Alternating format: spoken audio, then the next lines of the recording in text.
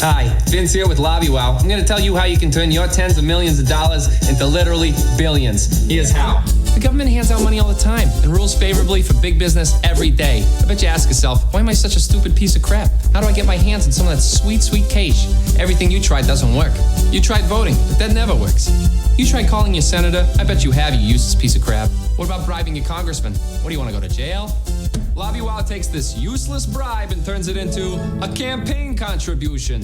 There's literally nothing democratic about it. It works with drugs, it works with corn, it works with healthcare. So look at this great bowl of beef. What's wrong with it? Too expensive. You gotta sell 100% beef on the open market. Be way more profitable if you could cut it with some kind of cheap filler like you do your cocaine. But hey, that's illegal. All right, take a look at this. You getting this, camera guy? Well, look at that, those regulations that come right off. Get LobbyWow.com. No more regulations means I can do whatever I want. Look it, you add your wood pulp, the ammonia, some of the pink slime. Have a little fun. I got some feces here. Look at that. Profit. Sell those extra missiles to the army, even though they didn't ask for them in the first place. Look at this. That's usually a big mess. Not with LobbyWow. Look at these chumps. They didn't go to GetLobbyWow.com. You get a great return on investment. It works on both parties. And if you go here right now, because I can't do this all day, you're going to get a sweet briefcase full of hot cash. LobbyWow. It's going to have you saying, holy shit, I can't believe this is legal.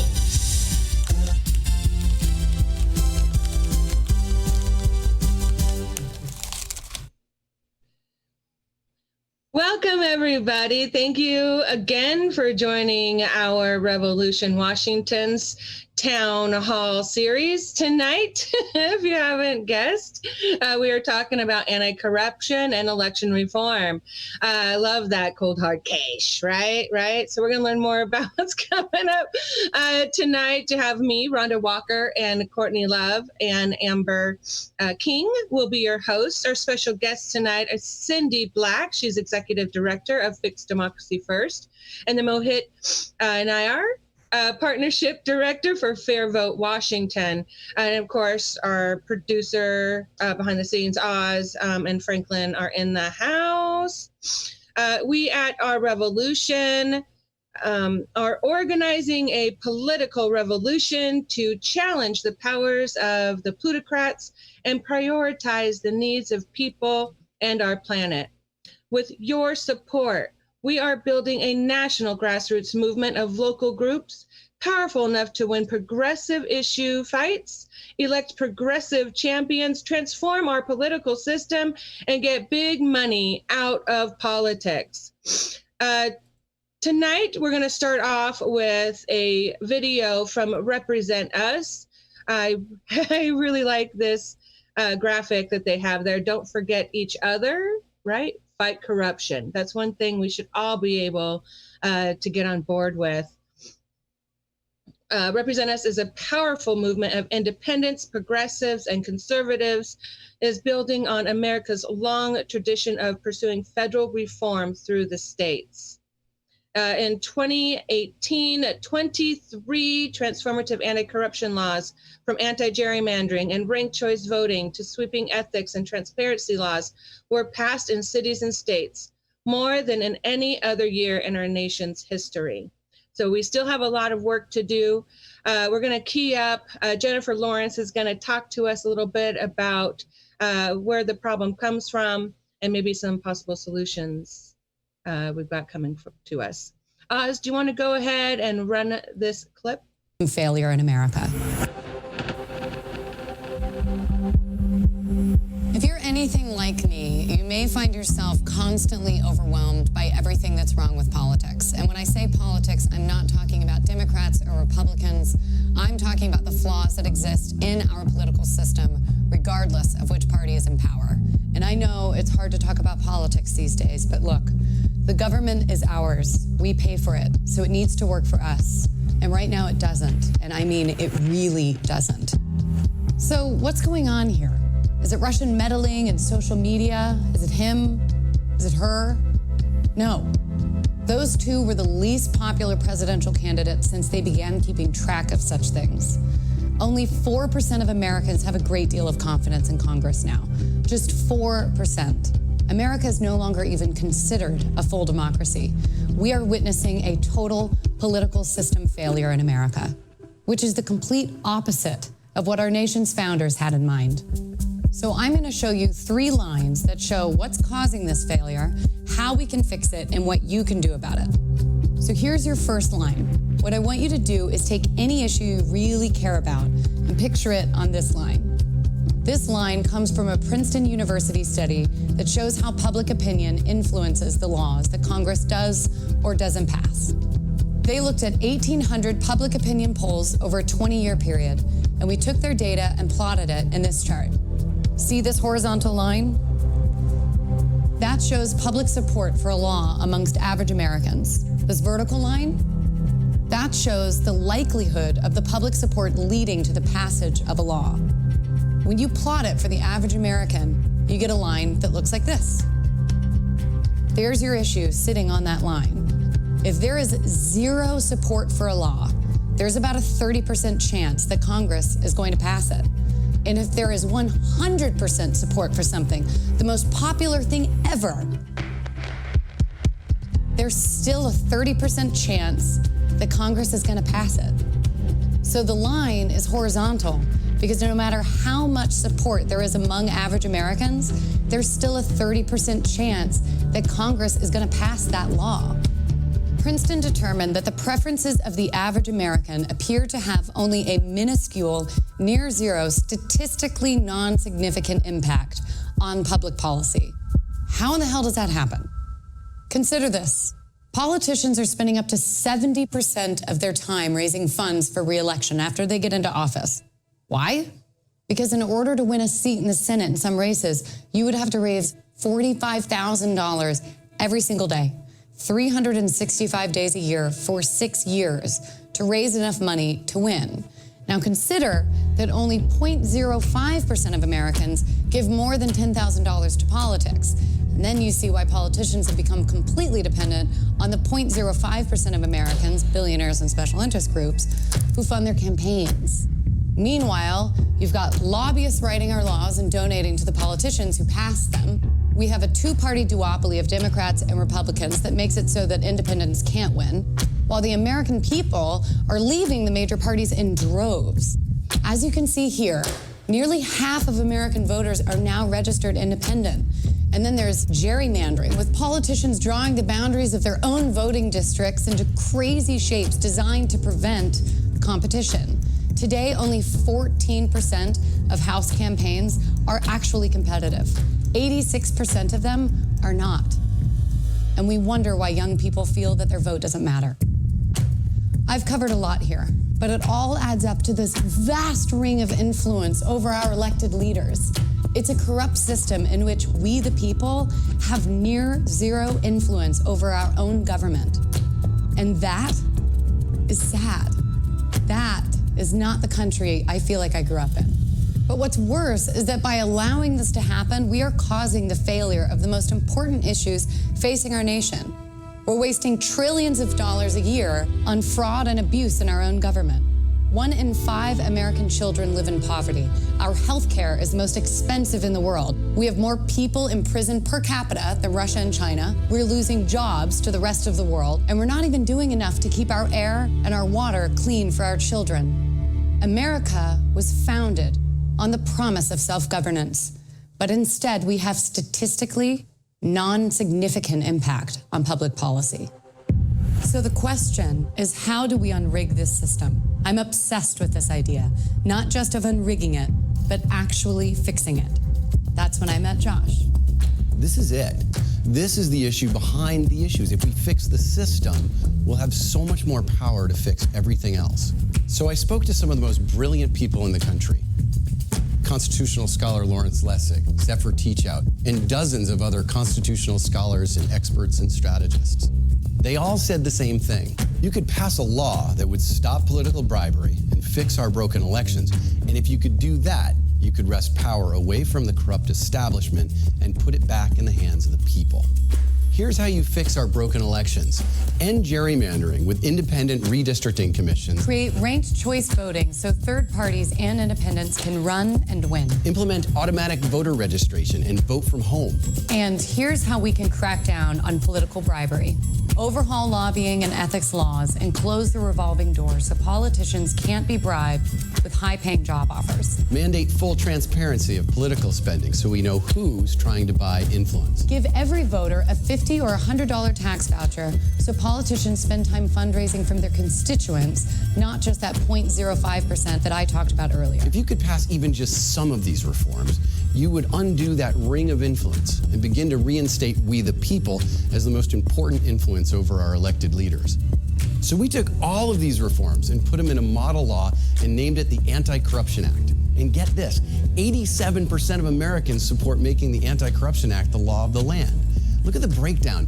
91% of Democrats and 83% of Republicans. It's incredible. Now, you might be thinking 9 out of 10 Americans. Surely Congress will pass it. But on this issue, more than any other issue, it's like asking the fox to put a lock on the henhouse.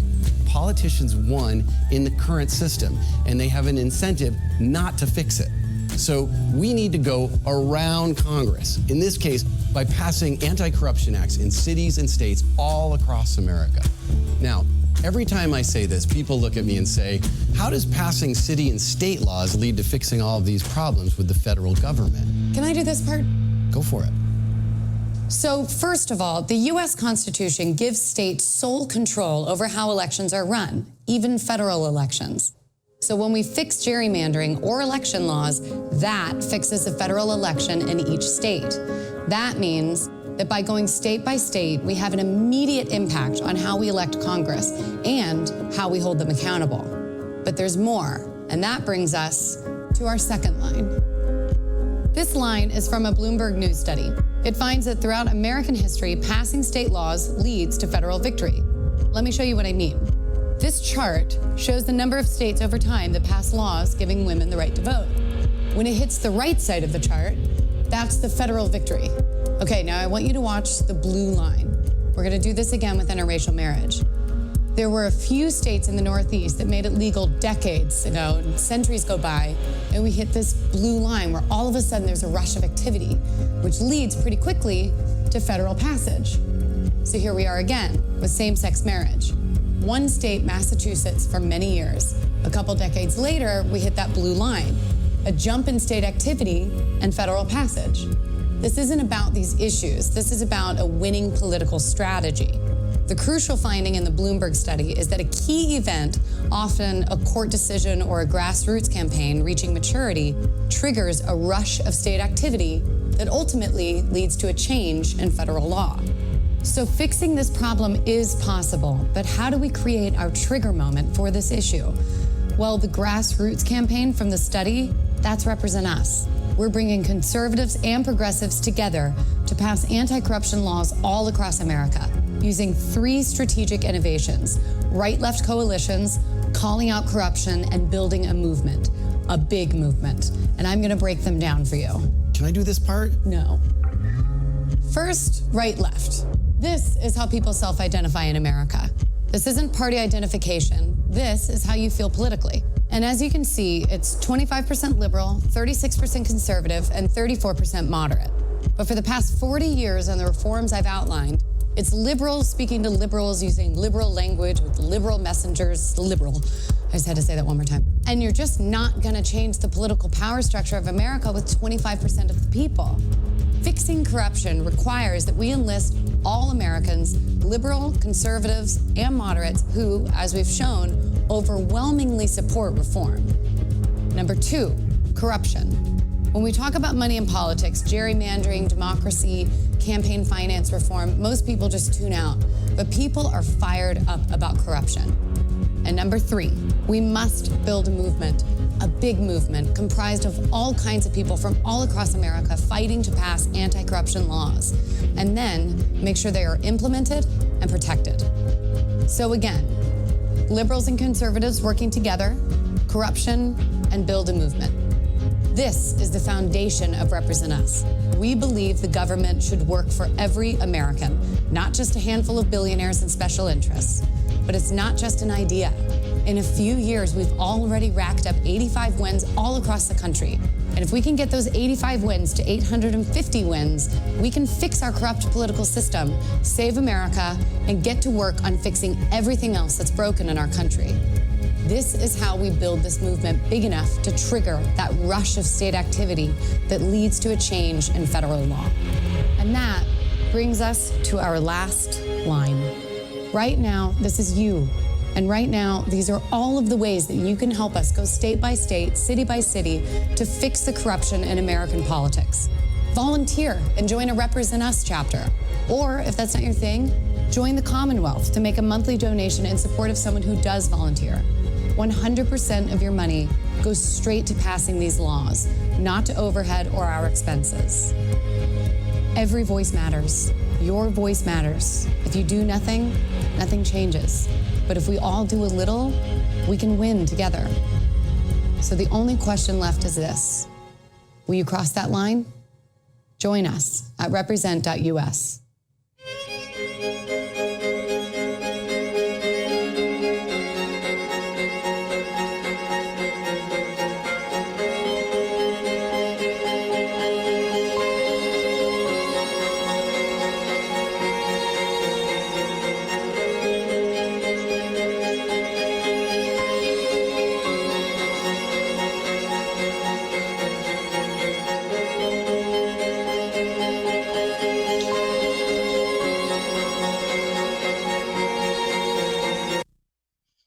Excellent. Thank you, Jennifer Lawrence, for helping represent us out in trying to describe where our political system is today and why and how we can start to fix it.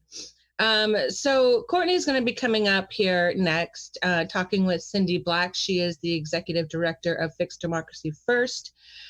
She is the queen of democracy in Washington in my eyes, and we're so lucky to have her here. Courtney, do you want to go ahead and take it? Sure. Thank you so much. The queen of democracy. I love it. I feel it's appropriate and completely inappropriate at the same time. Thank you so much, Cindy, for joining us. Cindy Black, Executive Director of Fix Democracy First. Please introduce yourself and tell us a little bit about Fix Democracy First. Sure. You want to cue up my first slide there. So Fix Democracy First, we've been around for quite a while. And originally we were Washington Public Campaigns. We were originally started to deal with public funding of elections. A very funny story about that is that back in the 80s, Seattle became the first city in the country to offer public funding in elections. But somebody didn't like that, and so added something to a bill to remove public funding from elections. So we were one of the first states to have it, to one of the first states to outlaw it. And so Fix Democracy First worked on there to overturn that law and eventually, make it okay for public funding again, opening the door for the Seattle Voucher Program, which I'm going to mention a little bit later. But Fix Democracy First, we're a nonprofit, nonpartisan organization here in Washington State. So we work on all those state reforms that Jennifer Lawrence was talking about. And our mission is we work for the will of the people and not the power of money. We're interested in free and fair elections and government policies. And that's what we fight for. Excellent. Thank you. So we know the problem, money in politics. What can we do about it? So in the next slide, the tackle money and corruption. That's a lot of what we've been talking about. What can we do? So the first thing we can do is talking about some of the things that they did in the film. So tackling money and corruption. So first of all, I want to mention Citizens United, because you can't talk about corruption and money in elections without talking about the Citizens United decision that passed in 2010 that basically said that corporations can use money as free speech to be able to spend freely in elections. That's not the only Supreme Court decision that has caused problems. You can go back to the late 1800s and looking at when they first identified corporations as people, and then all the way up into like 1976 when they said money is speech, and then 2010 you had Citizens United. Shortly after that, you had the McCutcheon decision, said that wealthy donors. So you can see where this all came from. So one of the things that we call for, and it's a long-term fix, is a constitutional amendment that would correct some of these court decisions that money is speech, that corporations are people, that we to allow states and municipalities to be able to control and set limits on elections, and also to make sure we have good transparency. So that's a big part of that. So we also want disclosure, like they talked about, public funding of elections, like the Seattle Voucher Program. That's like one of the first programs of its kind in the country. Addressing foreign money in elections. I don't think we talk about that enough, because a lot of foreign entities donate to our elections through corporations or through what's called super PACs. Super PACs are basically a way to pool money, and people call it dark money funds because you can hide behind that. That's why disclosure is so important. That dark money is where people, hide it in those super PACs. And a lot of people think super PACs came out of Citizens United, but it came out of a lower court in the DC Circuit, the Ninth Circuit, just a couple of months after Citizens United, that made the way for super PACs. So that's a big deal too. Closing that lobbying revolving door, making sure that somebody who's in elected office or running a, department head, leaving that office and immediately go lobbying for a corporation on Monday. So leave Friday, working for a corporation on Monday. Guy Palumbo, I'll point him out as a Democrat who left his office in the middle of his term to go lobby for Amazon. So we have a close the lobbying revolving door bill that we were working on with Representative Pelliciotti, but it has not passed. I wonder why. That's that going back to the fox guarding the hen house again. And then obviously we want to be able to stop campaign coordination. That goes back to those super PACs being able to, the super PAC is supposed to be independent from a campaign, but we know there's coordination going on, but nobody's holding anybody accountable. So we need to hold people accountable. In those increased ethics and accountability, that anti-corruption piece, that we have to hold our elected officials accountable. That's so important. So all of those things are things we want to work on in tackling money in elections and corruptions. But the other thing we need to do is protecting voting access. Can you bring up the next slide? And I want to talk a little bit about voting access, because that goes hand in hand with the kind of work that we do. It's just not money in elections. It's also about voting and how we vote in our elections. So anything from automatic voter registration, same-day voting, and registration, voting by mail, making sure your ballots are paid for, pre-registration for 16 and 17-year-olds, Voting Rights Act. The National Voting Rights Act has been gutted. We need to restore that again. Voting rights restoration for people that have been either previously incarcerated or currently incarcerated. Here in Washington State, we push for full rights restoration, which means that eventually we'd like to see that people would never lose their right to vote, like in Vermont. Right now, you got your vote, you can vote, but you have to wait till you're off community custody. So we're trying to get that piece done first, but there's a lot there too. And then obviously alternative voting systems like ranked choice voting and proportional representation. And I know Mohit from Fair Vote is going to be on later today in the program to talk about that. So I don't want to get too much into that, but that's a very important reform. So Excellent. what, I'm sorry, I'm talking a lot. Let me stop. Well, that leads us to what has been done in Washington State. Have we had successes? Yes, we've had a lot of success. I want to bring up a couple of slides. The first one is from 2018. And like Rhonda mentioned at the beginning of the program, 2018 was a year that we passed more pro-democracy reform in this country on a local and state level than we did at any time in our country's history, which is pretty remarkable. Here in Washington State, I have to just give us a shout out because we're doing a fabulous job here in Washington State. We really are.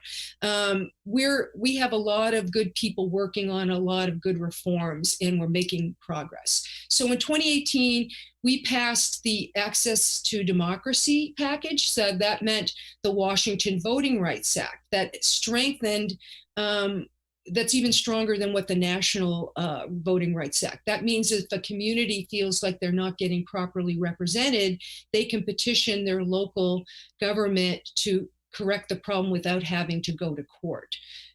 We know that, for example, Yakima County is looking at one of those right now that has a complaint against it to correct that. And they're looking at things like ranked choice voting and proportional representation that I hope Mohit will talk a little bit about later in the program. We also passed automatic voter registration, same day voter registration and vote. You can vote on the same day register and vote on the same day until 8 p.m. We also can now pre-register 16 and 17-year-olds. And we also, in addition to those voting things that year, we passed the Washington Disclose Act of 2018, which makes Washington some of the strongest disclosure requirements in the country, because C4 organizations, 501c4 organizations, where usually super PACs hide their money, this specifically calls out C4 organizations to have to disclose their donors. And then we had mandatory election auditing that passed with the League of Women Voters. Before this, auditing of elections in Washington was optional, means that the auditor's discretion was to audit the election or not. And with the help of the League of Women Voters, we now have mandatory election auditing, including risk limit auditing, which is the best kind, where you do a hand count and match the machine count. I forced an audit in Pierce County this last November. Yes. Or I'm sorry, in the primary in August. Yeah. They did a recount, and a shout out to Pierce County. Their vote came back. They caught one error, and it was a crossed out vote with no replacement vote. So my opponent lost one vote, and so it was a 1 vote difference. And so shout out to Pierce County. You're solid. And yes, and I do want to say Pierce County has been one that's been auditing elections for quite a while. Julie Anderson is the auditor, and she's on top of that. But some of the smaller counties haven't, and so this requires them to do that now. Nice. And then we also require now civic education in high school. They've wiped out civic education across this country, and now we require seniors to have to pass a course. And the thing about this bill is that originally they said that the students didn't have to pass the class. And we went back and go, excuse me, yes, they do have to pass it, and they have to get a credit for it. So that's what happened in 2018. So the next slide is what's happened in 2019 and 2020 so far. We passed in 2019, we passed the Washington Native Americans Voting Rights Act. So that took our Washington Voting Rights Act and took it a step further, because on Native tribal lands, they don't always have traditional addresses, and they need more extra support that way, and this provides that. We also— Actually, do you mind real quick, Cindy? Yes, please. Before we get back into more of what's happened in 2019, 2020, there have been a couple questions out there. Do you mind if we jump in and ask? Yeah, absolutely. All right, Amber? Hi, yeah, how are you doing? Thanks for joining us, Cindy. And thank you, everybody on the chat. Appreciate the conversation coming back. Just wanted to tell everybody to please share out, hit the like button, say thank you, and I hope you're enjoying our program. One of the questions that's come up, which may be more for our Revolution group necessarily compared to this, is what revolution could it be while staying in the corrupted corporate Democratic Party? I'm not sure I understand what they're asking. I think Rhonda and I understand what they're asking. Okay. Yeah, rephrase it for me. I'm not sure. You're talking about why you're talking about the Democratic Party being corrupt? Correct. Well, yeah. Both parties are susceptible to the money and have involved in corruption, that's for sure. Neither party is exempt from that. But Yeah. that is the beauty of this conversation, is it not? Yes. Can we bring this question up again towards the end? Because I'd like to delve deep into it and I don't want to take away from Cindy's. Do you Yeah. mind? Is that okay? But I do agree that the reason why we are nonpartisan is corruption goes on both sides. And that's why we advocate for things that open up the system a whole lot more, like ranked choice voting and proportional representation. But there's corruption on both sides. They're both beholden to the money. Mhm. Exactly. I actually also had another question. I was wondering how the presidential primary scenarios regarding those who were able to vote in the general election but were not able to vote in the primary, and if we've had a chance in the last couple months to see the impacts of those results, and if the legislature is primed to act on, I know a couple of the bills pending to fix this situation. We would hope they would fix that, but I know Mohit co-authored an article that outlines that, and I think he'll be talking about specifically about how that affected the primary, and if we had a system like ranked choice voting, it would have corrected that issue. The big issue with our primary, I think would a lot to say it's a closed primary.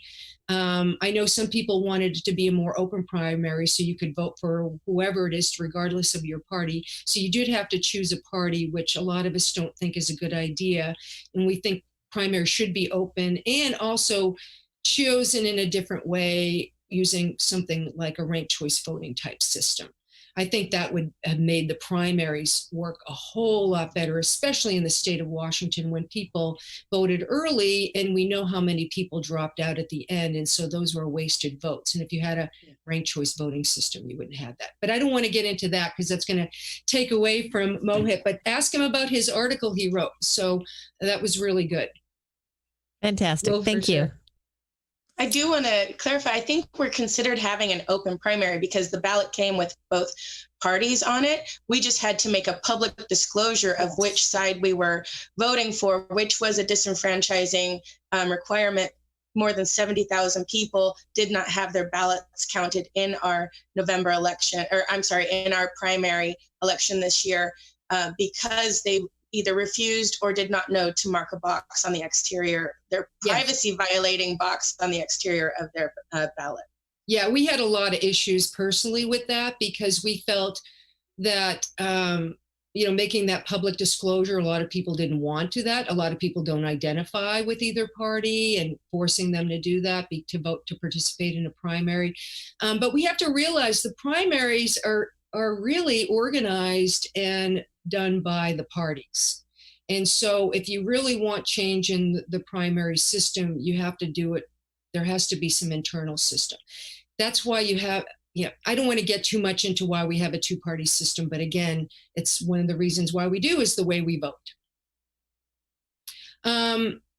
Should I get back and finish up the bills? Yes, yes.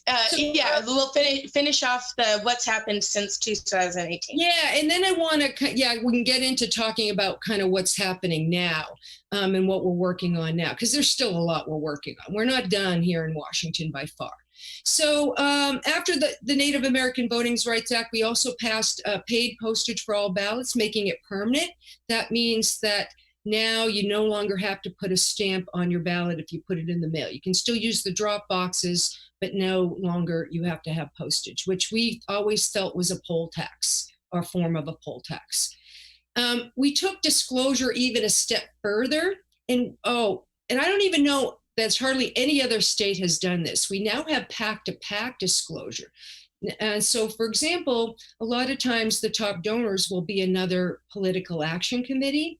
And you can't just list that political action committee like, Washingtonians who love puppies. You actually have to say, who are those top donors in that pact? You can't just list the pact. So that forces another layer of transparency with the political action committees trying to hide who their donors are. And when you say top donors, is that in frequency of donation, the amount they donate? Is it a percentage of their... I'm sorry. It's the amount. Okay. The total amount, that whoever's the top donors, the total amount up until that time they print the ad. Okay. And we're also working with the PDC, the Public Disclosure Commission, to make sure that people disclose their ads in social media too, which they're not doing a very good job of right now. Real quickly to get through this other list of things, we also now, I mentioned earlier that with people have gotten their voting rights back that have been previously incarcerated, and that was back in 2009, but no one ever told them, right? So people would get out of prison and think that they lost their voting rights forever. And then we passed this last year that says the Department of Corrections now has to notify someone when they're off community custody. They have to send them a letter saying you are now eligible to vote and send them a voter registration form. Now, So, is that going to be retroactive as well? Anybody who is released at any point?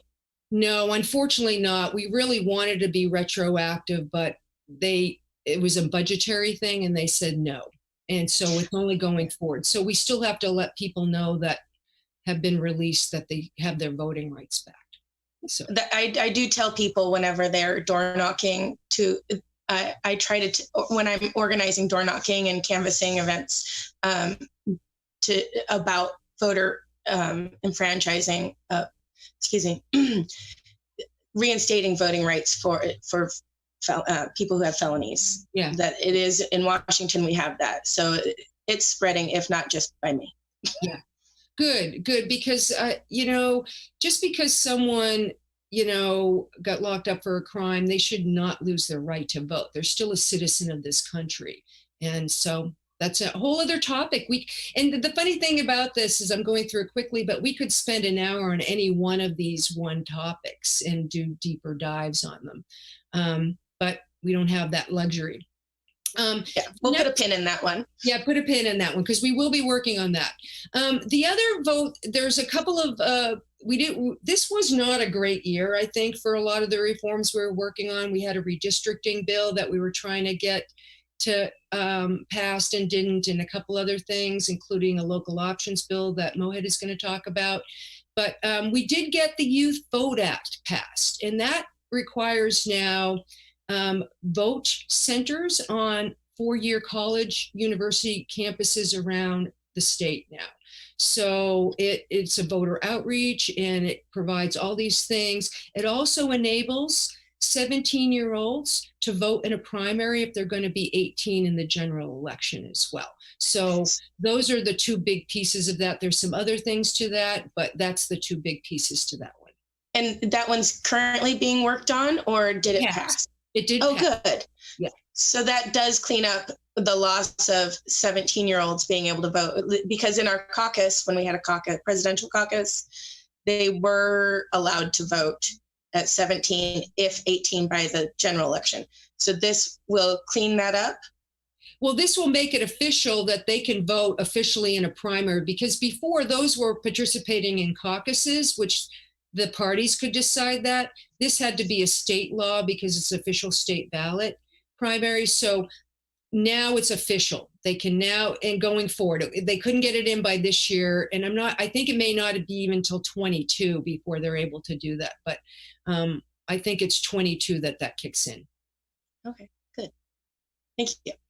And then a couple other things that we passed. One was getting proper funding for the counties for even year elections. Believe it or not, the states were not paying for their elections.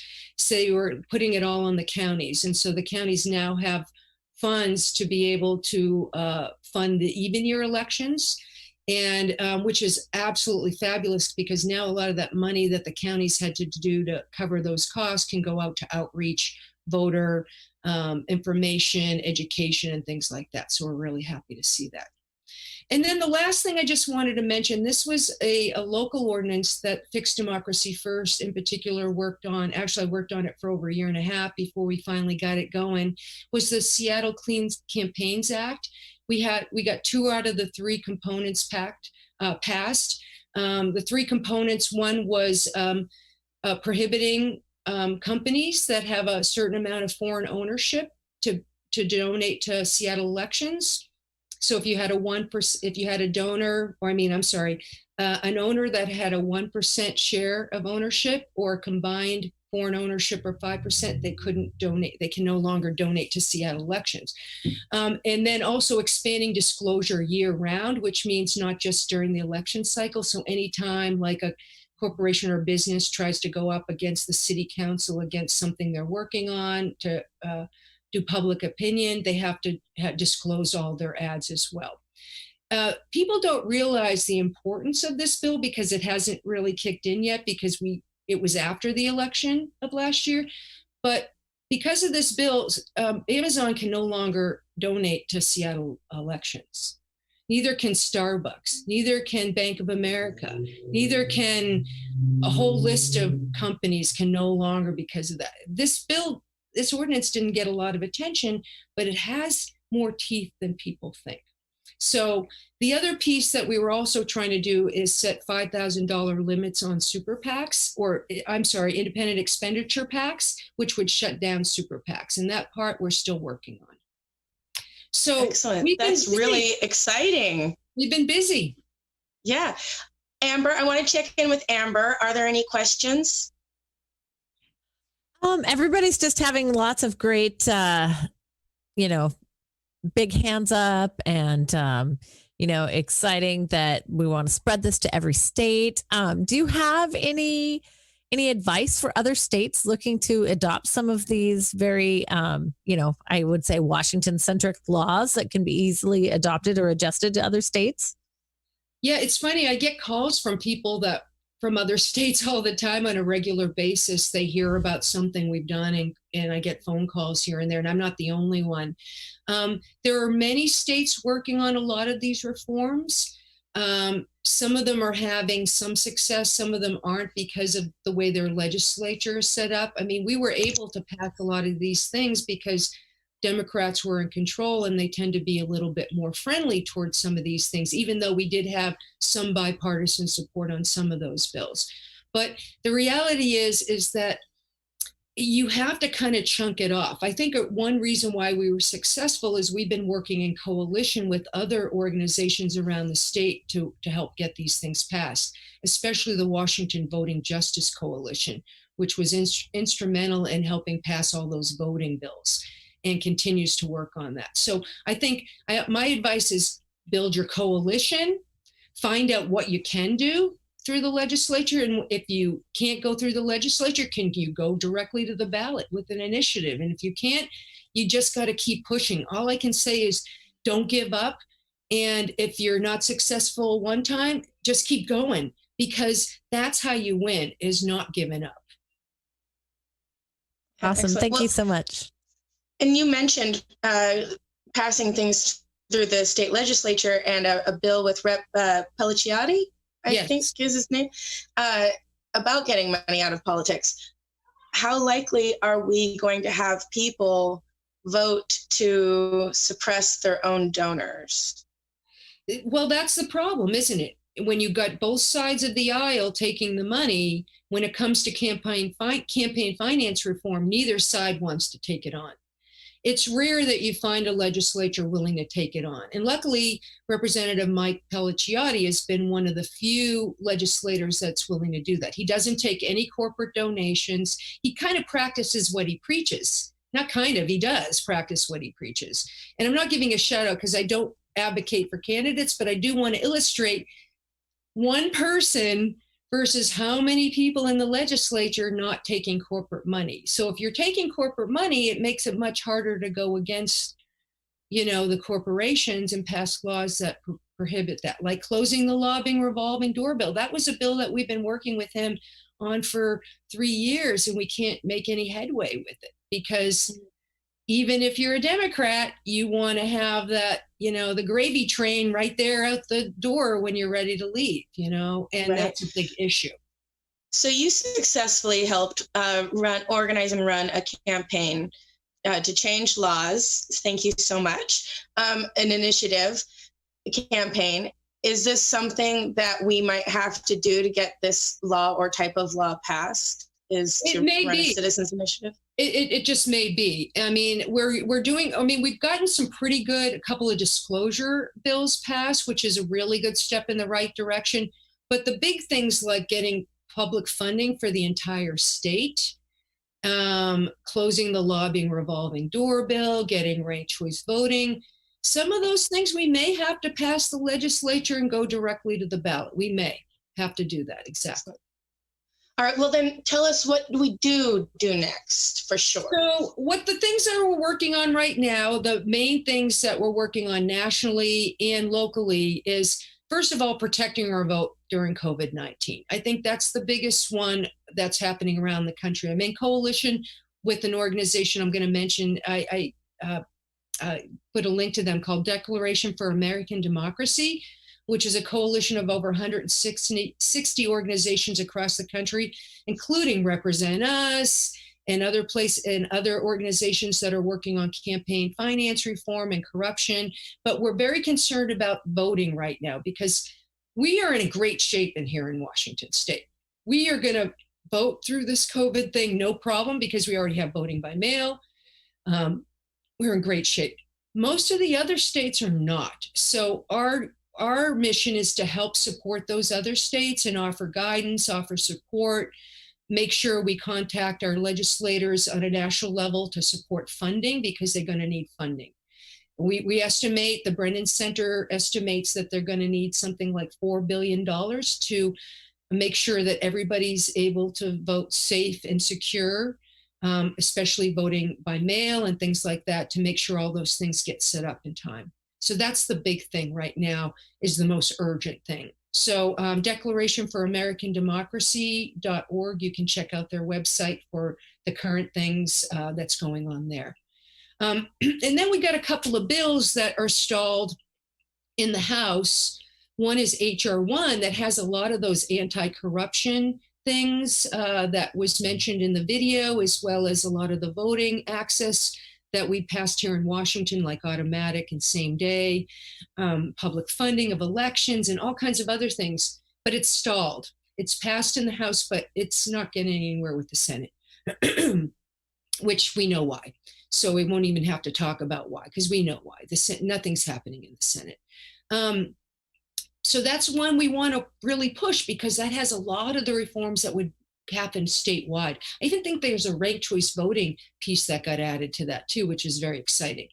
We have 2 Democratic senators here in the state of Washington. Do you know where they stand on HR 1, the Senate version? They do support it. Yes, they do. Excellent. Yes. Thanks. And how do we get okay, you read that. I'm sorry. Well, did you talk about HR 48? I haven't talked about that. I was just reading the question that was up in front of me. So I'll let Amber jump in and take it away. We have a question from the audience. Yeah, we have a question in on our YouTube feed, and Insatiated Awareness would like to know, how do we get the party box off the ballot for the 2020 presidential election, and will it be on there again in November? The party box, you're talking about whether someone's a Dem or Republican? Yes. Yes. If they identify that way, they put it on the ballot. There's nothing we can do to change that. But will they have to make that declaration when they cast their vote in November? No, not for November. No, that was only for the primary. They had to declare a party. They do not have to do that in the general election. Fantastic. And what the difference between when we had a caucus system, when attending caucus or putting in an absentee ballot, that's not the term they used, but we had them. There was a declaration that you signed that you are participating in good faith in the party primary. So participating as a Democrat in that moment. So it is, but the difference is that these ballot boxes on the outside of the ballot are public, and they're recorded, I think, for and available to the public for 60 days, if I'm not mistaken. Yes, that is true. That's public knowledge for that. And that's the first time we've done that, really, because of the way the primary changed. So, but no, you do not have to pick a party for the general election. And I chime in here as being a former Alaskan that has a very closed ballot and voting system, that you have to request your ballot. So if you are an independent, you have to tell them I'm voting Republican or I'm voting Democrat, and you only get that slate of those exact candidates. So it's very important, the fact that we are still able to do the things that we are able to do now, and they've tried to adjust things to, make it easier for us to vote from home, but yet we still have these pieces where we have to make declarations, which becomes problematic when people aren't comfortable making that decision public. And in the caucus, because it was more of a in-person opportunity, I think people felt more inclined to participate where they were able to, not where they are in the comfort of their own home. Well, and the reality about picking a party is when you look at the numbers, more people identify as an independent or other party or no party across the country than they do as a Democrat or Republican. And in this state, Dems are just slightly above that, above the independent no party group. So that's the biggest growing group in the country of people that don't identify with either one of the two parties. And I want to see the fastest shrinking group be non-voters. Yes, we would all love to see that. I'm not stopping until we see at least a 99% voter turnout. So I'm going to be. That'd be lovely. Yeah. So are there things going on here in the state and yeah, one last thing. I did want to mention HR HJ Res. I was supposed to be HJ Res. I put HR 48, but it's HJ Res 48. And that's sponsored by Pramila Jayapal. And that's that constitutional amendment bill that I mentioned earlier to identify, to address corporate personhood, money is speech, and the ability to regulate and disclose election contributions. So that one has a long way to go, but we're working on that. And then locally, we're working on expanding public funding. We would want to see the voucher program go statewide. We want to see voting rights restoration, voting rights restoration that we talked about for people that are incarcerated or previously incarcerated. We want to adopt alternative voting, RCV, ranked choice voting, proportional representation, single transferable vote. I know Mo's going to talk about that.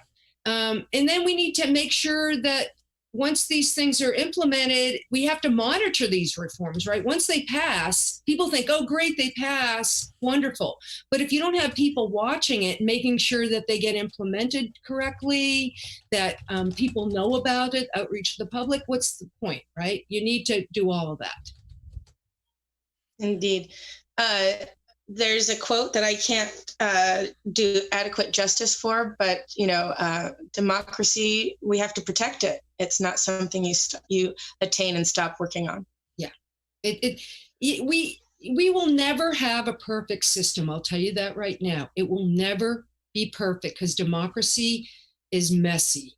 But we can do as many things as we can to make it as representative and as fair and as free as possible. And that's what we should do. I have another couple questions that are kind of along this line. They are from Insatiated Awareness and Lael White, and they're saying that Christine Gregoire actually signed the national popular vote in 2009 when she was governor, but it never actually went anywhere. And then Lael was wondering why it isn't pushed harder. Well, right now, for those who don't know what the national popular vote is, there's a pact that states can sign on that if enough states signed on to get to that 270 electoral vote number, then all those states would go to a popular vote. So that's what the pact is. And Washington signed on it to a long time ago. But it just depends on who's the state legislature, who's running the state legislature, who's running the governorship, who depends. There's still about 100 votes, I think, shy, or electoral votes shy of the pacts kicking in.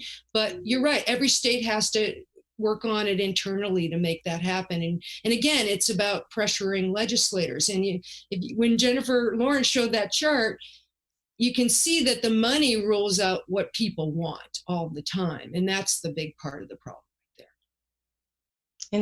Indeed.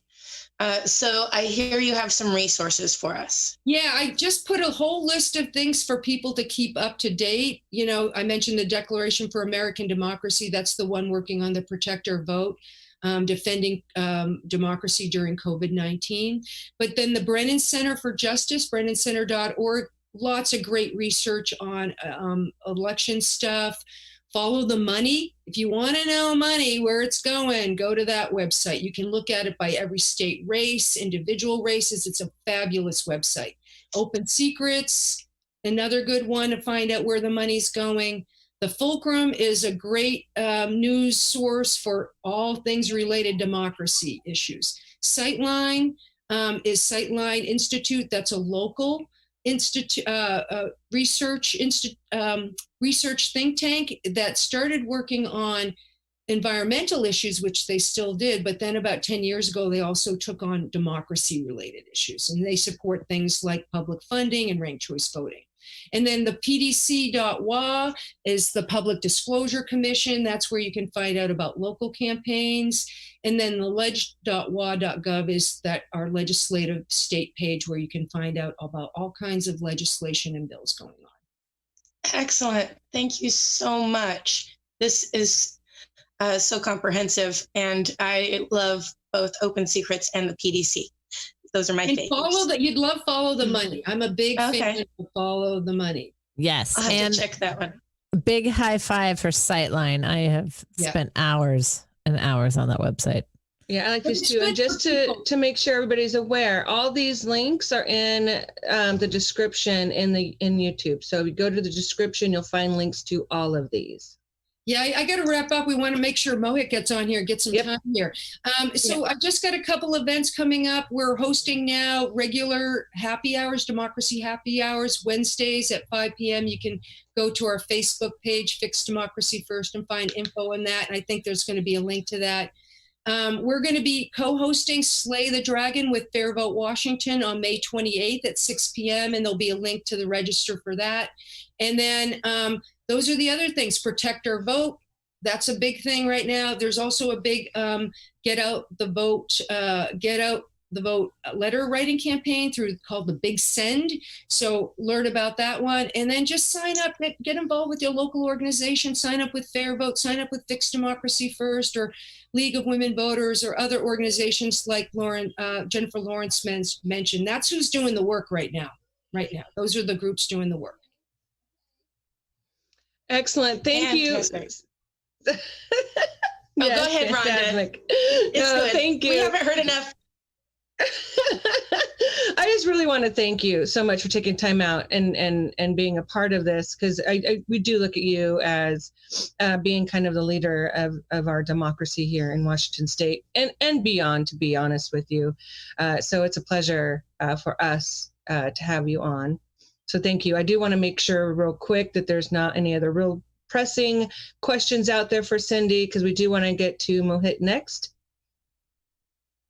No, I'm not saying any questions, just a big push to, put more pressure on the large industries that are lobbying to stop and to put more pressure on our elected officials that are accepting these funds. So high five, go forth, and we shall slay the dragon. Yes. Thank you. Thank you so much, everybody. Excellent. Thank you, Cindy. And we might come back to you, maybe some Q&A after Mohit if you're still around. All right, Courtney. Shall we start? Hello. There we go. Indeed. Thank you so much. We are joined by Mohit Nair today from Fair Vote Washington. He is the partnership director. So Mohit, would you please introduce yourself and tell us what a partnership director does, especially for Fair Vote? Thank you so much for having me. It's such a pleasure to be here with stalwarts like Cindy for democracy reform. So as you said, my name is Mohit Nair. I'm the partnerships director. I see this as a crucial role because it involves coalition building and partnership building, both within the community, with legislators, with different organizations, really. Because there's a lot of like-minded organizations out there who care about our democracy, making it more fair and functional. And that's exactly what we do at Fair Vote Washington. We are an adamantly nonpartisan nonprofit that's committed to making our democracy fair and functional. And we believe that the way to do that is through ranked choice voting. So if you wouldn't mind, we can cue the video and get started. Please. Master Oz, would you do us the my words are gone. The honor. The honor. There you go. Yeah, that's my problem. Which one am I going to put up, guys? I'm a little confused. Which, the Post-it note one, or it's the two-party system box? The two-party systems. Okay, let's take a look here. It is actually in the slides. Yeah, it's in the slides. Oh, that's the post-it. That's it.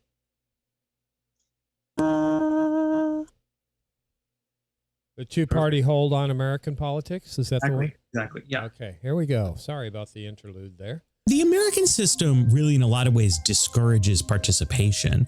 Elections for Congress in the United States are based on a plurality winners system where you live in one district, candidates from two or more parties go run in that district, and then whoever gets the most votes wins. Right now, many of our maps are incredibly disproportional, and in a state like North Carolina, Democrats got 47% of the vote, but Republicans have over 2/3 of the seats. Meanwhile, most of us end up living in congressional districts that aren't competitive, where often the opposition party doesn't run a candidate at all. We end up focusing on a handful of swing seats that happen to be narrowly balanced. There's a very strong incentive to vote for one of the two major parties because people don't want to waste their vote by supporting a third party with no chance of winning. When you have 330 million people and two parties trying to represent them, lots of people inevitably are going to feel left out. You have incredible levels now in the United States of dissatisfaction with the political parties. Americans should think more seriously about switching from our current electoral system to one of any number of more proportional alternatives that could solve a lot of problems that exist in American voting today. In a partyless system, it's very simple. Everybody in the state, they would go to the voting booth and they would vote for a party that they like best. And then at the end, we would see how many votes did each party get. And if you got 25 or 30 or 40% of the vote, that's how many seats you would get. And then the seats would be filled by just sort of running down a list that party leaders had made for themselves. Israel, Finland, Norway, Sweden, Germany, and New Zealand all use variations on this system. And as a result, voters have lots of choices when it comes to finding a party that represents their interests. And voter turnout in these countries is much higher than in the United States. Another popular system is called an alternative vote system. You show up and you have to rank a whole bunch of candidates in order of preference. A constituency will elect a whole bunch of different members as individuals, but it's still going to work out that if 40% of people were for Democrats, they'll end up with 40% of the seats. This is how legislators get elected in Australia and Ireland, and there too you see lots of political parties. In the American system, a loss is a loss, so Republicans don't really put resources into House races in Massachusetts, and Democrats pretty much ignore a place like Alabama. But in a proportional system, both parties would need to fight everywhere, then they would need to try to engage citizens everywhere. There's no constitutional requirement in the United States that everybody use this district-based system. Most states could adopt elements of a proportional system if they wanted to. Sure, the connection between a specific place and a specific legislator would weaken a bit, but it would also solve the problems of gerrymandered districts and break the two-party hold in our political system. You would get a wider range of views represented, you would get a wider range of talents involved in the system, and you would have more people feeling that they're represented.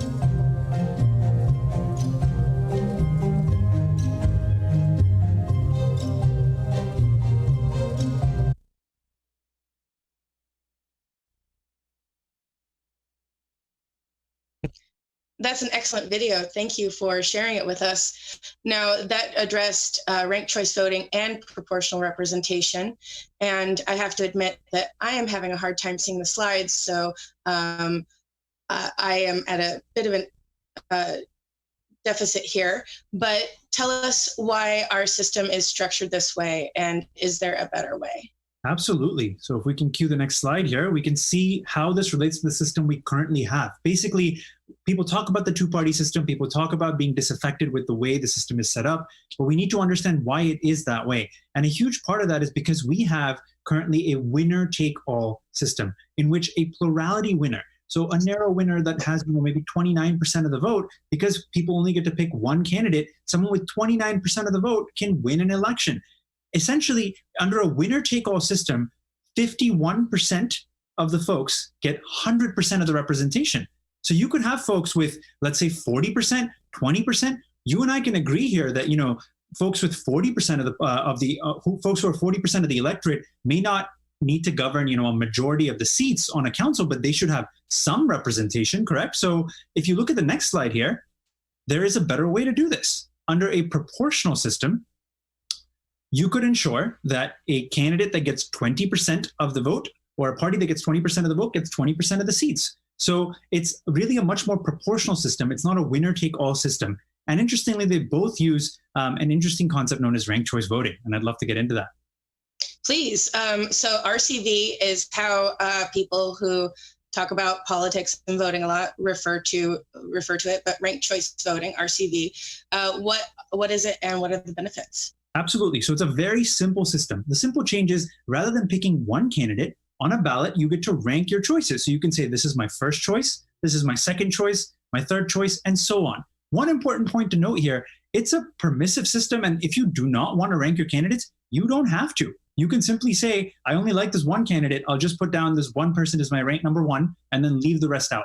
But of course, when you rank different candidates, it ensures that, let's say, if a candidate drops out of the race later on, your vote then gets transferred to your next choice. So your voice stays alive in that election. Now, I started the presentation by talking about proportional representation. And so it's important briefly to distinguish between the two, right? Ranked choice voting can be used both in single winner elections and multi-winner elections. A single winner, if we can go back actually on the more choices and exactly, thank you. So ranked choice voting is used in two kinds of races. In a single winner race, you can elect, let's say the mayor, and you basically get to elect one candidate. Voters rank all their choices. Whoever gets a majority of the vote of first choice preferences gets elected.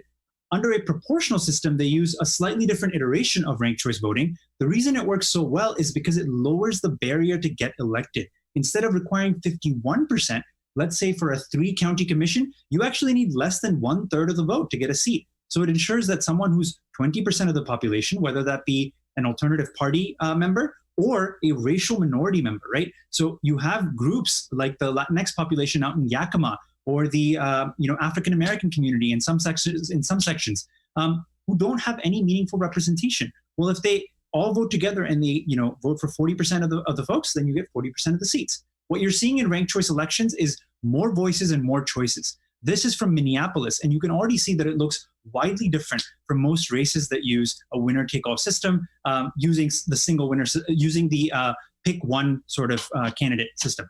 Now, in this particular case, you see more women, more people of color, both running in ranked choice voting elections and getting elected in ranked choice voting elections. Minneapolis uses the single winner form of ranked choice voting. So it sees a lot more diversity in its representation, even without using the proportional form. There's one other benefit that is probably my most exciting one. If you can cue the next slide. Folks are pretty sick and tired of the negative ads and the constant negative atmosphere that comes along with campaigning, right? We all remember the 2016 election, the mudslinging between the two major parties. It really is exhausting. It probably is one of the reasons we have major low turnout in most places. Well, under ranked choice voting, regardless of whether you use the single winner or the multi-winner form, the incentives completely change. Why is that? Imagine for a second that I'm a candidate and I'm going around, and in my neighborhood, I see someone who has a sign for my opponent, right? Under the current system, I have absolutely no incentive to go and knock on that door and talk to that voter. Why? Because I can assume that person's probably made up their mind. They went through the trouble of putting up an opponent's yard sign. In a ranked choice election, I'm not just asking people to put me down as their first choice, but I'm saying, hey, look, I may not be your first choice candidate, but I agree with your candidate on X, Y, and Z issues. So maybe if you don't want to put me down as a first choice, put me as a second or a third choice on the ballot. These two candidates that you see on your screen here, Mark Leno and Jane Kim, you might not believe this, but they're actually opponents. They're opponents. And they're basically saying, we agree on a host of different issues. Vote for him first and me second, or me first and him second, depending on how you see our priorities. Interestingly, that strategy did not work out for them. This was the mayoral election in San Francisco. If anyone knows who the mayor of San Francisco is, they elected the first African-American woman as mayor. This is London Breed in a ranked choice voting election. That's very exciting. And where could proportional representation be useful? Absolutely. So next slide, please. Let's see. One of the main things to key out here, as you can see, again, it's a helpful slide that shows that, under the proportional system, right, you can basically use ranked choice voting to rank the different candidates and elect a candidate using a lower threshold. So because if you're electing four seats, you can get elected with a little less than 1/4 of the vote. So you don't have to worry about getting half the vote in order to get elected. You need a little bit less, and that ensures that it improves accessibility 4 different candidates who may not be from the major parties or who may not have the resources to be running in an election. Next slide. This kind of system is not, novel or new in any way. It's been used in many different places. This is a slide that is amazing because it shows what's happening out in Yakima, Washington right now. Yakima County has about a 48% Latinx population. Yet even though it's close to half Latinx, in its entire history, in its 3 county commission system, it has only elected 1 Latinx commissioner to the county commission. That shows that, there are some systemic barriers that are at play, right? We talk about racial equity, we talk about structural reform. It really is, we need to look at the system, the root of it all. Now, they are currently facing a legal challenge. It's not quite a lawsuit yet, but 2 groups, One America and the Campaign Legal Center, have challenged them and said, you know what, under the Washington Voting Rights Act, we have shown that there is systematic disenfranchisement of minority voters. And so the county is currently in the negotiation process to look at what solutions they can use to remedy this problem. Both of the major remedies that are recommended by the groups involve ranked choice voting. One of these remedies is to use single winner ranked choice voting. That means you would have the districts, the 3 districts you see there, and you can conduct a ranked choice voting election and elect 1 council member from each district. The better option is to use proportional representation. So essentially you could run a countywide election, but with 3 different seats, you need only about 25% of the vote to get elected. And so folks could get elected from anywhere. And the benefit here is, if you look at the Federal Voting Rights Act, the remedy to these kind of cases is to move to a majority minority district. What does that term mean? That term means that it's an area where the majority of minority voters live, right? So it ironically requires segregation in order for representation.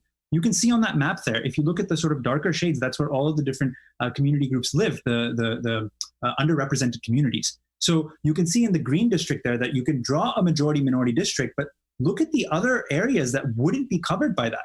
What if I live in one of those areas? What about Yakima City? I would not have any representation in that area.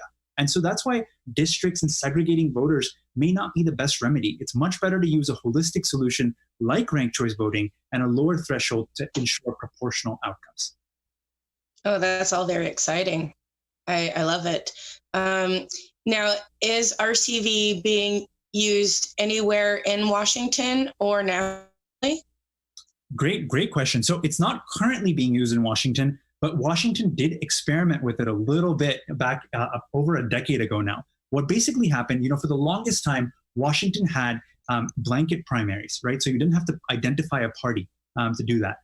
The parties fought back against that and forced voters to pick a party. Now that's when the top 2 system, the top 2 primary system, was introduced. That essentially went to the courts and went all the way up to the Supreme Court because again, the parties didn't like that kind of system that voters brought. Cindy talked about how progressive Washington state is, how great they've been at ensuring sort of democratic reforms. Well, this is one instance in which the parties did fight back. So what happened in that time is that, voters briefly thought that ranked choice voting may be a remedy to this problem. But afterwards, Supreme Court basically said, you know what, you could have the top 2 primary. And so voters felt that there was no real need for ranked choice voting. At the time, it wasn't being used in many places around the country. There was basically no way to basically have a movement behind it. And so voters repealed that measure. There were a few other things. It was an expensive process. It cost $1.6 million to implement. And that's because, again, no one was using it around the country. It was very early on. The hardware and the software needed to run the election was in its early stages. Now, if you look at the next slide with the map, that's right, actually, you have it up. Over 20 places nationwide use ranked choice voting, including the entire state of Maine. Maine has been using it since 2018 for all federal elections. They elected their first congressional candidate using ranked choice voting in 2018. New York City, just last fall, approved a charter amendment to use ranked choice voting. And then there's 4 different cities in California, including 2 big ones, San Francisco and Oakland, as well as St. Paul, Minnesota, and Minneapolis that both use ranked choice voting. It is really something that's gaining momentum all around the place. That is so exciting. I should, or did you have more to finish with that? No, I love this question on the screen, so I can take that. Okay. Well, I'll ask this one and then I'll open it up for Amber. Now, I live in Tacoma, Washington in Pierce County, and I do love our election center because they've been spot on with their counts. And I do remember Pierce County having RCV, ranked choice voting, and being excited about it and maintaining my excitement now, despite what happened in Pierce County. Would you like to address the elephant in Pierce County? Absolutely. So as I did mention, part of that had to do with the top 2 primary being challenged at the time and voters thinking ranked choice voting was a solution. When that essentially the top 2 primary got ruled as basically the Supreme Court said the voters can go ahead with it.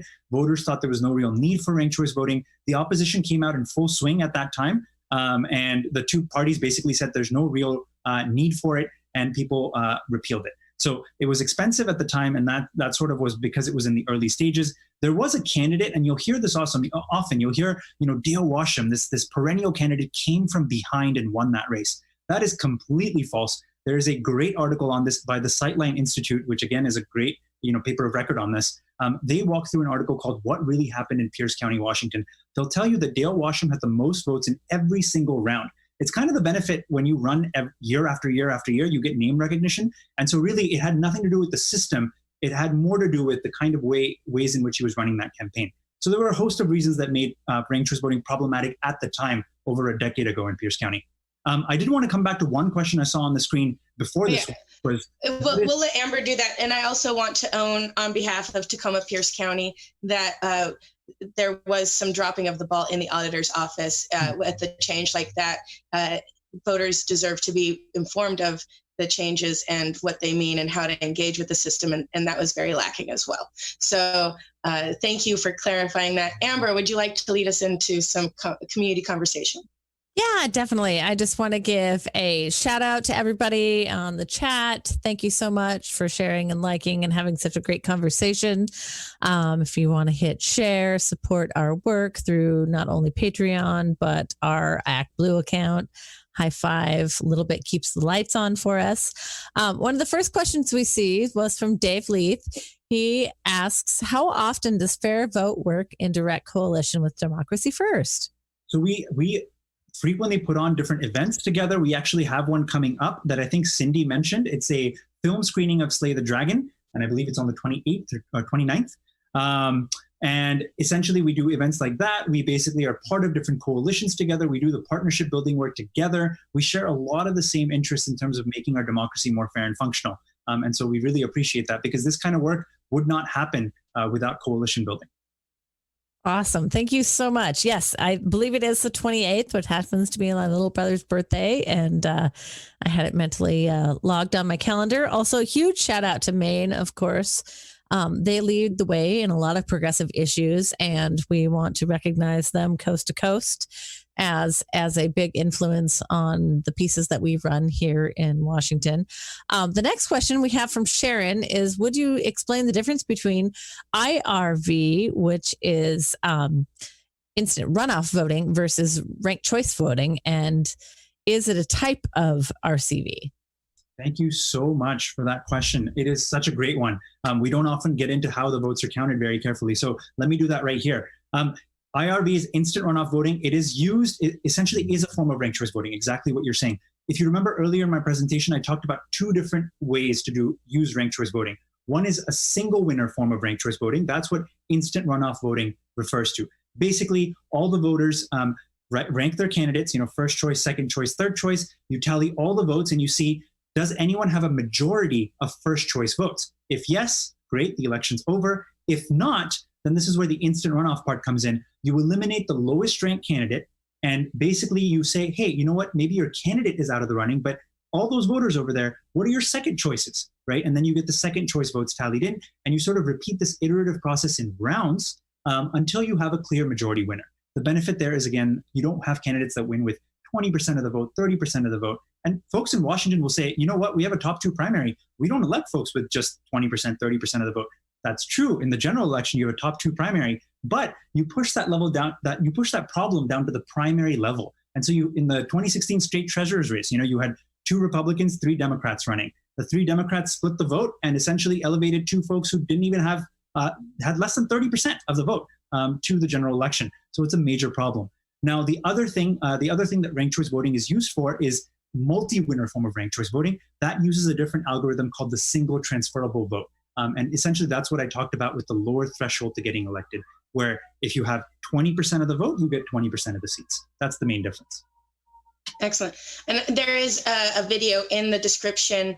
I call it the Post-it note video. I don't think that's the title of it, but it's a little over 2 minutes, and it's an example of the instant runoff voting system, single winner, exactly. Very simple, very friendly video. Oh, we don't need to watch it now, Oz, but as you can see, it deals with colored Post-it notes. It's fun. And who doesn't love their Post-it notes? Let's be honest. Exactly. I'll talk about that in a different show. My one bane regarding notes, Post-it notes. However, but back to ranked choice voting. Is that the video? I'm getting some background noise. I just want to know if I need to pause. No, I think we're good. Okay, excellent. So you've explained what RCV is and where it's being used. We've addressed Pierce County. What do we do to bring it here to Washington? And aside from me being a loudmouth in the Tacoma area, what can I do in Pierce County? That is actually tremendously helpful. So please continue to do that. I love that so much. It really, one of the main ways it's going to come is, again, in coalitions by folks like you, talking to other folks, talking about these issues on air, talking in our own coalitions and saying, how does it relate to the issue I care about, whether it be immigrant rights or whatever, environmental issues, whatever it is that you're passionate about. But specifically for ranked choice voting, we do have a local options bill in the legislature. So we can see this as like a legislative approach or a sort of initiative to the people approach with the statewide ballot initiative. There's different ways to go about it. Our legislative strategy, there is a bill, and the local options bill is very permissive. It says, you know what, currently under state law, we're not allowed to use ranked choice voting. It makes it so that any jurisdiction like a city council or a school board that wishes to use ranked choice voting can opt to use it if they choose to do so. It doesn't mandate that any jurisdiction has to use ranked choice voting. So already we were up in Bellingham, and Bellingham City Council passed a resolution saying we want to use it. So if the local options bill were to pass next session, then a jurisdiction like Bellingham could opt to use ranked choice voting. There's one other minor caveat. Nonpartisan charter counties, of which there are 3, King, Whatcom, and San Juan County, these 3 counties are kind of in a special boat. Basically, the county councils in these jurisdictions can opt to use ranked choice voting with a simple charter amendment. So they could just say, you know what, we want to give it to the voters, put a charter amendment on the ballot, and just choose to use ranked choice voting. The other sort of 36 counties in the state would need the local options bill in order to use it. So that's the legislative route. The other route is the statewide ballot initiative. That's how sort of Maine got it. So it's an initiative to the legislature, and we're thinking about doing it next year, wherein you'd have 10 months to gather a lot of signatures and essentially say, let's use it statewide for all offices, and that's how we get the legislature to move on it.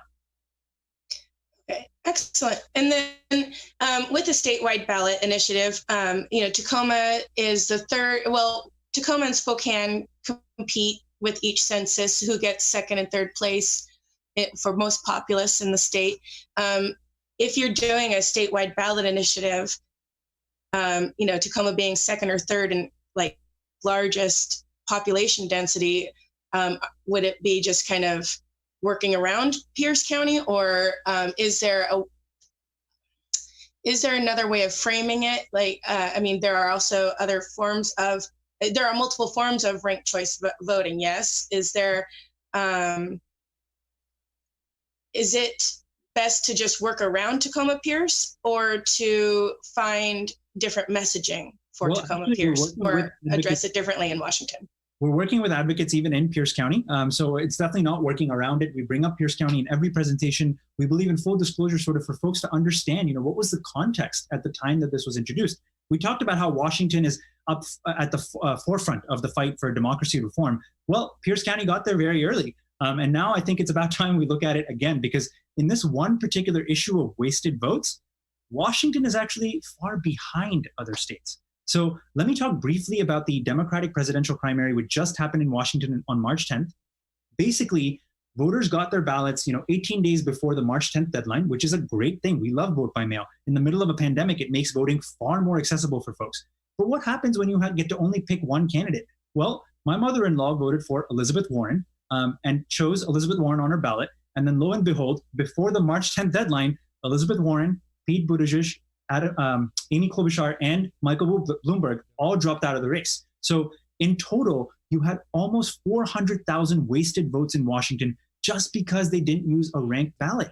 We can just combine ranked choice voting with vote by mail. That's how Alaska did their election. And if you look at their results, essentially nobody wasted their vote. 8 out of 10 candidates, 8 out of 10 of the voters, basically 80% fully ranked their ballots. And so, they put down, let's say, Sanders as a first choice and then Biden as a second choice, and so on. So you don't have to worry about vote splitting. You don't have to worry about wasting or throwing away your vote. It's such an important thing to be talking about at this time. We actually really tried to push ranked choice voting when we knew that it was going to change from the caucus system to the primary. We really pushed for ranked choice voting because we saw how horrible it could turn out. We saw the problems coming. We saw the problems. You are very prescient. This is great. This is awesome. This is exactly what we need folks to recognize. We already saw a lot of folks reaching out to their county auditors, writing angry letters saying, you know what, I want another ballot. I just wasted my vote. Well, if we had ranked ballots, it'd be a way, way easier time to get sort of this kind of around this problem of wasted votes. Indeed. Thank you. Amber, you want to? Yeah. Yeah, we have a couple questions in here. Let's see. I had actually one. My question was, how can we keep improving voting options when there's distrust in the voting counting systems in the electronic voting machines? So even though we have paper ballots, they're not humans counting the results.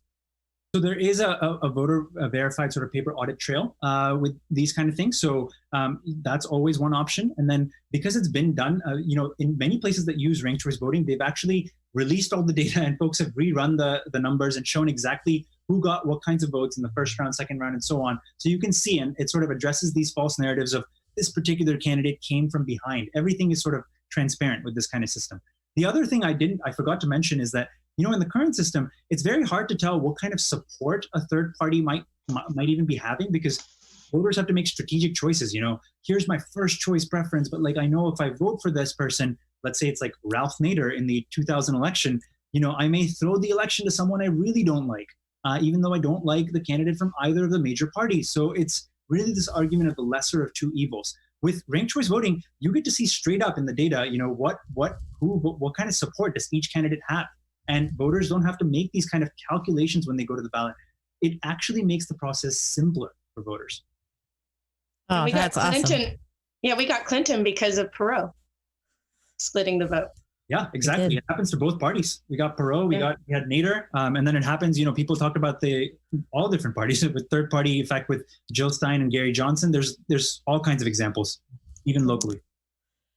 So we have another question from David Leith. Is there a lesson to be learned from Maine in terms of getting full ranked choice voting throughout a state? For example, the way they did translate it to a state like California in the FAR larger state. A far larger state. Yes. Yeah, there's many different ways of going about it, and I think that kind of speaks to sort of a multi-pronged approach. We don't put all our eggs in one basket. It'd be great if the legislature was like, hey, you know what? The local options bill makes a lot of sense. We need to pass it because this is what the voters want. But just like that Represent Us video you saw from way back, in the beginning of this presentation, it's very hard to convince someone to be like, let's change the system that got us elected. So you have to think about other strategies as well. We are right now building our capacity, working in coalitions to get ready for a statewide ballot initiative, because that is the way states like Maine went for it, and it may have to be that way. But there's no one sort of approach. You do both alongside one another. And backing up to Amber's question about, who counts the votes and how do we trust it? That's where the bills regarding auditing voting are become a necessary compatibility issue. Absolutely, yeah. And Cindy can talk a lot more about this. Yeah.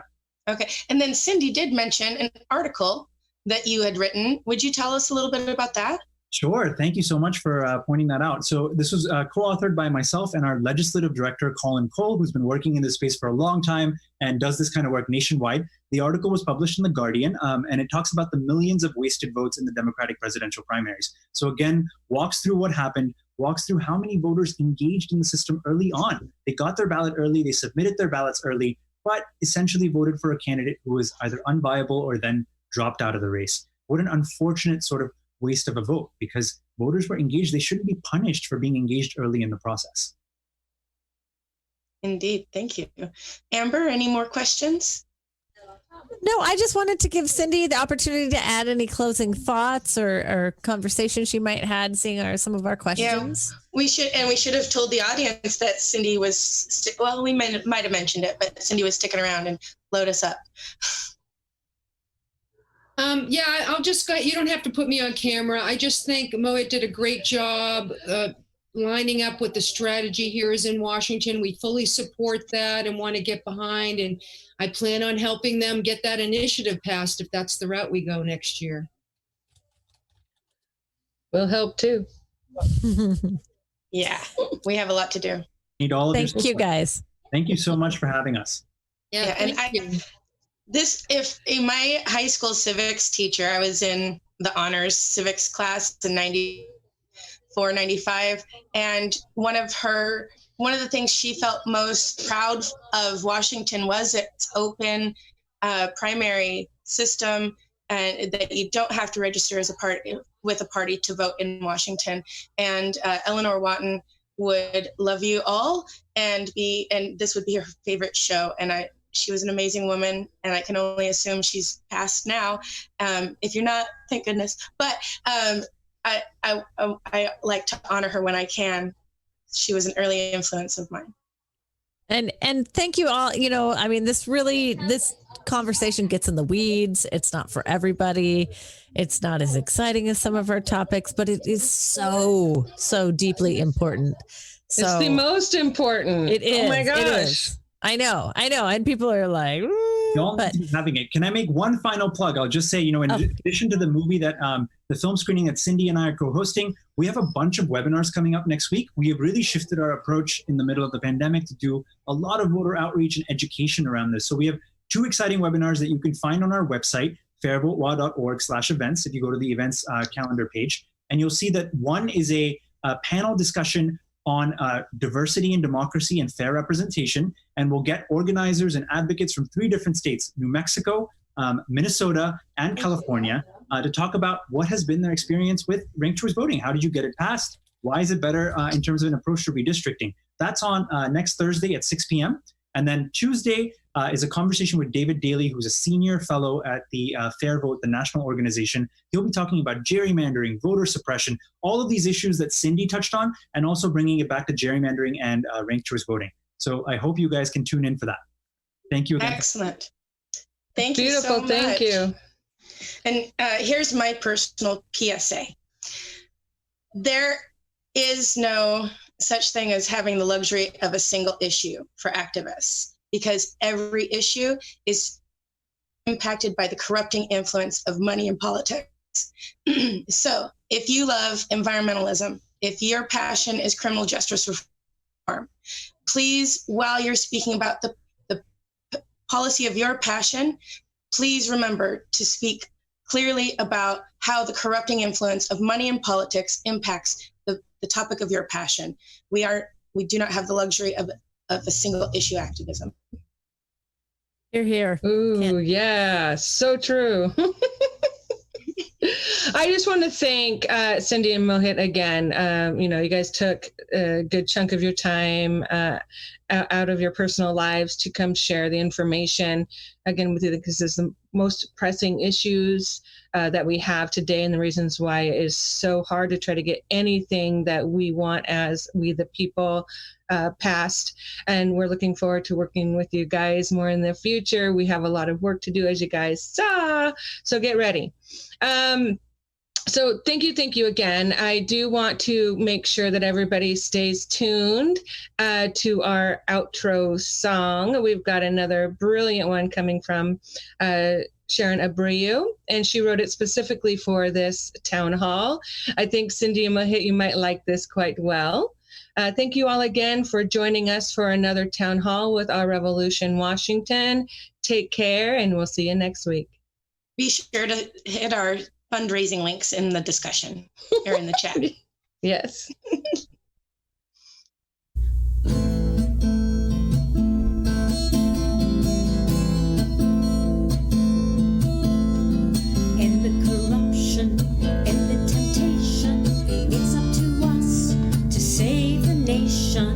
and the corruption and the temptation. It's up to us to save the nation. Get the big money out, put integrity in, secure the elections, then let the voting begin. And the corruption and the temptation, it's up to us to save the nation. And the corruption and the temptation, it's up to us to save the nation. Feel good myths, they cloud our eyes. The truth hurts, but we die with lies. Do we ignore our people's cries, or do we all the people rise? And the corruption and the temptation, it's up to us to save the nation. And the corruption and the temptation, it's up to us to save the nation. Here is what we want to see: democracy for you and me. Ranked choice voting, a paper trail, and those who cheat, put them in jail. And the corruption and the temptation, it's up to us to save the nation. And the corruption and the temptation, it's up to us to save the nation. If we can't vote, what have we got? If our votes don't count, our country is shot. Feels so hopeless, but it's not. But we gotta go deep to cure the rot in the system. And the corruption and the temptation, it's up to us to save the nation. And the corruption and the temptation, it's up to us to save the nation. Who is writing that legislation? Sounds like goons from a big corporation. Have that public servant turn $1 million